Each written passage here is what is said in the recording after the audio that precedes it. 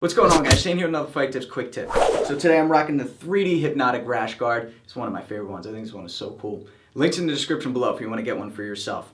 So today we're talking about the Southpaw advantage. What does that mean? You watch a fight, commentators will talk about how a fighter has the Southpaw advantage. If you're Southpaw, usually means you're left-handed and you stand with that hand in the rear. Okay, so it's your powerful, it's your dominant hand. Now, there are some fighters that stand switch stance, like Oscar De La Hoya and Miguel Cotto, who's fighting this weekend against Canelo. Comment below. I want to hear who you think is going to win that one.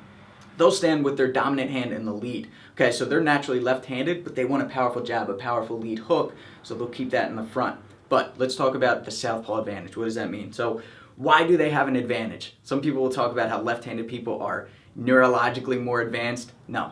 Why they have the advantage is because there's more right-handed people in the world than there are left-handed, which means there's more orthodox fighters in the world than there are Southpaw fighters. So if you go into a boxing gym, you're more likely to practice with and spar against an orthodox fighter and not a Southpaw fighter. Okay, so that's the only way that they have an advantage. It's not because, anything else besides that they practice more against us right-handed, us orthodox fighters, and there's not as many left-handed Southpaw fighters, okay? So a good rule of thumb when you're fighting a Southpaw fighter, if you're orthodox, or if you're Southpaw fighting us orthodox guys, is you want to try to get your lead foot on the outside of your opponent's lead foot, okay? So if you imagine you're fighting against a Southpaw fighter and you're orthodox, you're mirroring them perfectly, right? Your left foot is right in front of their right foot, and you want to try to get your foot on the outside. This sets up a great angle for your rear hand to come right down the pipe, right down the center, okay? So whoever's foot is on the outside usually has a better angle to throw that rear punch. Whether you're orthodox or Southpaw, it doesn't matter, okay? A great example of this is the fight that just happened, Ronda Rousey against Holm.